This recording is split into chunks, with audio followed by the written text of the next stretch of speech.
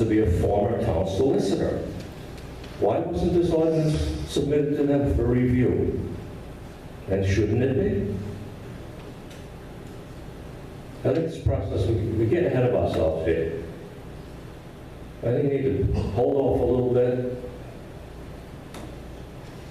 go slowly, one step at a time. I don't know, there shouldn't be a rush on this. You know the old adage, if you rush something, you're going to make mistakes.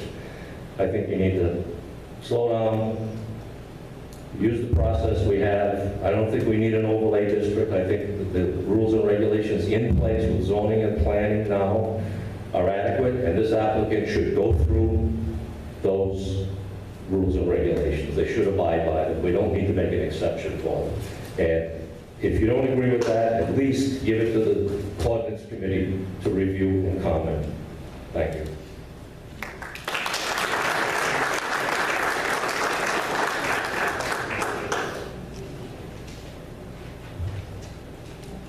Ralph Ferrer. Am I the last one? I'd like to speak last. No, it's not, you're not last, but I can't do that. My name is Ralph Ferrer. Me and my wife own most of the properties people are talking about. Nobody loves this land more than us. We had this land since the early 70s. We've been paying taxes on it since the early 70s. That's almost 50 years. We've been living on Iron Hill Road 50 years. We have come to the conclusion we got to do something with this land, whether it be this project, the land is rezoned RA65, which is housing, and if we open up my property to housing, the scope says 40, 50 homes, whatever it was, there'll be a lot more up there. Plus, there's 270 acres next to me that Dr. Khan owns, which is kind of landlocked, and that will come to be open. So, in my heart, and we don't want to leave this land, it's not that we don't want to leave this, the responsibility of this land to our kids to fight over when we're gone. So, it comes to reality right now, either we got to do this project, or we got to sell this land to a developer, which I already spoke to developers. Or I've been approached by developers, let's put it that way. So the time has come for us to make a decision, because our kids still love each other, and I don't want them fighting over this after we're gone. I noticed in the Woonsocket call, they said you had a 30-year plan for this land. If you can guarantee I'd be here 30 years from now, I'll wait for that project. You know what I mean? But the reality is not. Either this happens with the solar, or Mark DePasquale is the developer. We have talked about this. If this don't happen, he may own the land for development, and that's what he does. He's a developer. And I also have a couple other people that already approached me. So I know about the environment, and I think everything is going to be done right. I have talked to people that Green has worked with in Coventry and all that stuff, and they say, if Mark said there was going to be a tree here, that tree is there. They're all pretty happy. I'm talking about the private individuals, not the town. I don't know about the town, but I approach people that he has worked with. I wouldn't go into this deal if I thought he was I don't know, what's the word I should use, a fly-by-night or shyster or whatever. I really believe in this guy, this company, because I have done research on it and talked to people he has dealt with. So there's a reality here with us, with me and my wife Muriel. Either this happens, or 6 months from now I'm signing a paper with the developer, because we can't leave this responsibility for this land for our kids to fight over and then end up hating each other. So now's the time that we got to make a decision. We're both 77 years old. I don't know if I'll be here tomorrow. So we're at the point where we're going to make a decision. And that's about where we're at right now. I know everybody says I bought this to develop the money. Well, everybody works for their kids, their grandkids,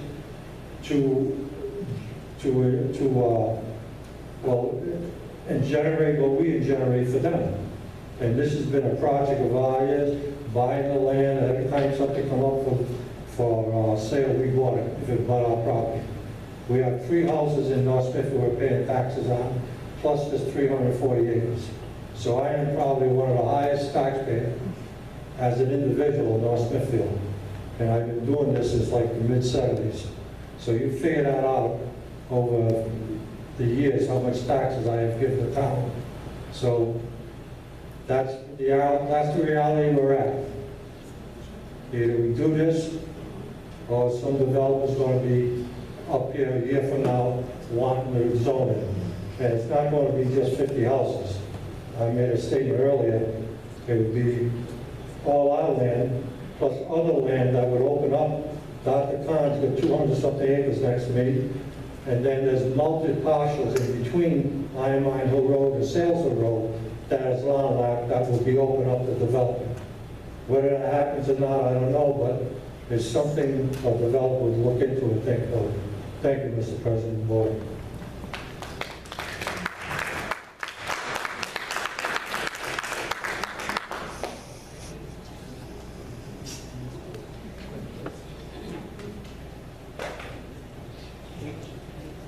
I'm just trying to read somebody's writing. 1275 Iron Mine Hill Road. File? 1275? Yes. DeVivo, sorry about that. How many Don't have the best handwriting in the world. That's Tommy, he knows everybody. How many consonants does it take to read a name? Sorry about that. Wrong ends. Like all dogs.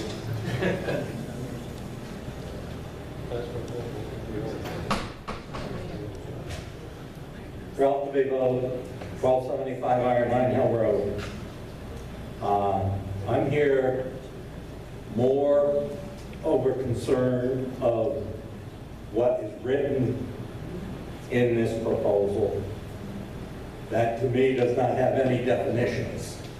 To start off with, what's large-scale solar? Is there a definition for it? There is in the National Electrical Code, but I consider large-scale solar a 250 kW site. That's large in comparison to a house that's 10. So there needs to be some clarification. The map of the overlay zone is ridiculous. It can't be read. I doubt that there's very many people in this room that realize that zone includes Wright's Dairy Farm. Everybody's thinking Iron Mine Hill Road up to 146.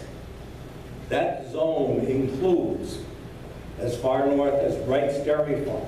It includes the land to the Woonsocket line. So I think we need a better definition of what this zone is, if there's a need for it.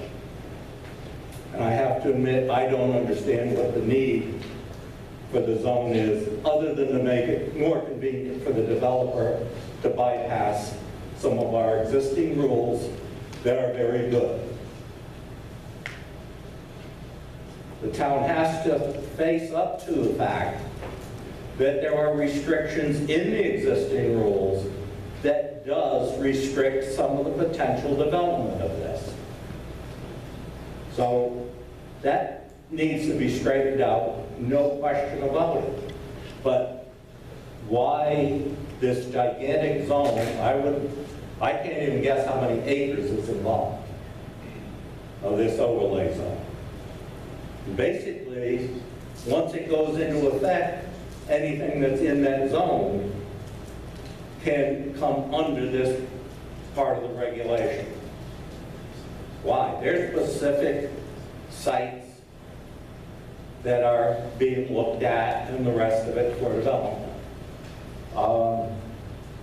I think some of the acreage versus what the loads are, or prospective size of the projects are a little strange, to say the least. People are throwing acreage around. Well, how much acreage can 1 megawatt? produce. The numbers don't add up. Since I do design work with solar, I know what a lot of these numbers are. The other piece, which I think the developer mentioned, this size project will require another substation. And so why is the relationship to the existing substations important? Why is that even part of defining this zone? Those substations are not capable of handling this project. They will have to build another substation. That will be part of what gets developed up there. Again, what should be part of the overall review process, and I'm sure it would be. I'm not against solar development up there. However, I live there. It took me a while to figure out that the zone includes my property. Oh, I guess I could develop a solar site based on that with bypassing whatever rules there might be. Oh, I think it needs a lot more study. It certainly needs a lot more definition versus that 8.5 by 11 piece of paper that was given out at the town defining the zone. Because I can't read it. I don't know about anybody else. I had to go on the computer and go to the town maps and try to put it together. And that's when I figured out that actually this zone goes all the way to Wright's Dairy Farm and all the way to the Woonsocket border, almost into the development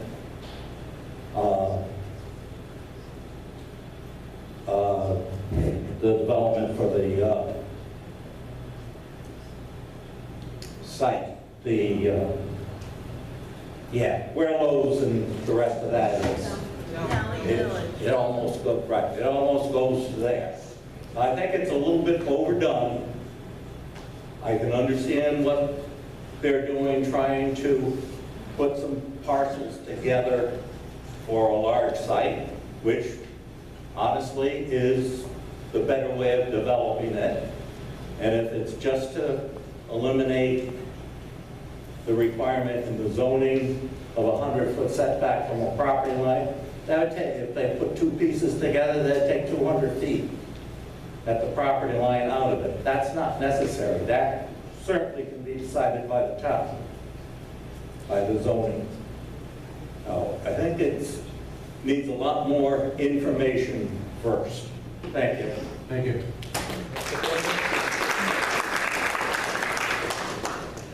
Mr. President, can I just make one statement I forgot to say? Hold on. Sir? Ralph? Ralph.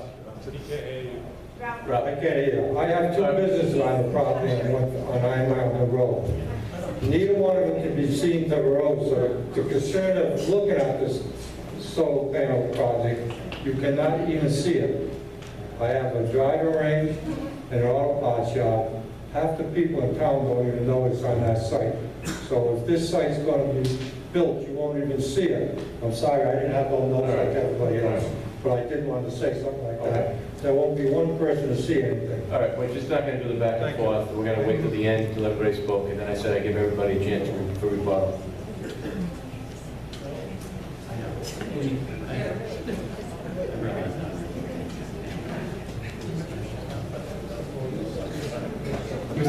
Did you have anything? Go ahead. Yeah. I want to hear from the rest of the neighbors if that's, and then we'll just conclude. Yeah. Yeah, Because he's answering questions. but I'll reserve to the end to allow everyone an opportunity to speak. Okay.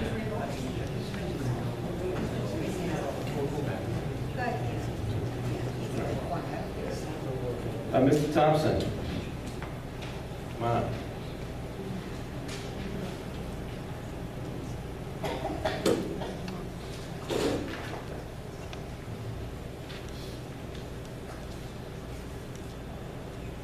Good evening. Ken Thompson, 2 Jefferson Road. It's my understanding that there's 2 bills being entered into the legislature. And those bills are to provide guidance to cities and towns regarding exactly these proposals. It's my perception that that the governor has been very positive about these projects. The result of that has been the entry of these proposals in different towns around the state. And regardless of our planning department being comfortable with this proposal, I think that it's true that a lot of planning departments in different cities and towns feel that they've been kind of blindsided because this is just a huge deal that they've never had to deal with before. So my comment tonight to the town council would be, I don't think you should do anything until the resolution by the state legislature has a chance to deal with these bills. That may take 6 months, I don't know. But to me, it would be undue haste to make a decision when these things are being contemplated on a state level. I'll make one other comment, and that is a lot of people have negative things to say about our state, including Rhode Islanders. One department in our state that I think does an excellent job is the Department of Environmental Management. And the reason for that is that in other states, a lot of the environmental issues are handled by disjointed agencies, whereas in Rhode Island, it's all under one umbrella. And they do a great job. I don't know how much involvement DEM has taken in this matter to date, but again, I would think it would be undue haste, really negligent, if you went ahead without a complete assessment from DEM. On a personal level, I know this property. I understand the rights of the owner to do what he does. But the scope, the simple scope, Mr. Rathko mentioned Dowling Village. I was going to use the example of the Citizens Project going into Johnson. That entire campus is on 109 acres. So this is huge, and it's got to have a devastating impact on the population of deer, coyote, fox, turkey, hawk, all which are up on that property. Not to mention the effect on the watershed and the streams. I was encouraged to hear that they can do the array on fluctuating topography, but the reality is that there are precipitous drops on that property. And so it is unreasonable for me to think that you're going to develop that land without extensive removal of surface, and because it's ledge, you're going to have explosions up there. It's going to have a huge impact. So those are my comments, and again, I hope that the town will put this project on hold until, one, the state provides feedback, and also you get DEM involved in a very deep way. Thank you. Thank you.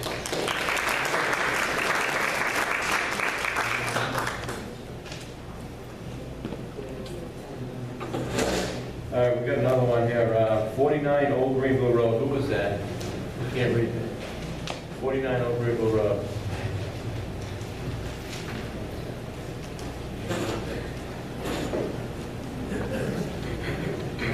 What's your name? Andrew. Andrew? Okay. And Sue Lindy, you're on deck. You want to keep my 4 minutes? It's all right. I'll give you your time back if you want to. So we already spoke about it, I'm all set. All right, thank you. Go ahead. Yeah, thank you. So I guess one question is, what else do you need to hear from the voters to reject this proposal? I don't know if the solicitor can answer that. Well, we're not going to directly address the solicitor. And then the other question is, if this proposal gets rejected, what recourse does Green have to try to come back, I guess? and try to